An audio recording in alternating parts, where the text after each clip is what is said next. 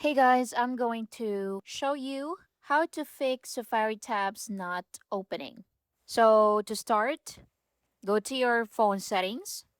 Next, scroll down and go to General. Then go to Software Update and make sure your iPhone is updated to the latest version. So if there is available update, click on that to update the software. Once done, go back to Safari and see if that works. Next is to force close and reopen Safari. So on iPhone or iPad, open the app switcher and swipe Safari away. On Mac, quit Safari and open it again. Then try opening a new tab afterward and see if that works. Next is to restart your device. So a quick restart can clear temporary glitches.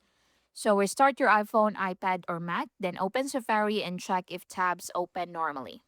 Next is to close unused tabs. So tap the three dots in the bottom right corner, then tap all tabs. Then in here, close tabs you no longer need. Then try opening a new one and see if that works. Next is to clear Safari history and website data. So go to settings, scroll down to apps, then scroll down and look for Safari, open it, then scroll down and look for clear history and website data and click on that. Then choose the time frame and click clear history. Then reopen Safari and try again and see if that works. And that's basically it. Thank you for watching.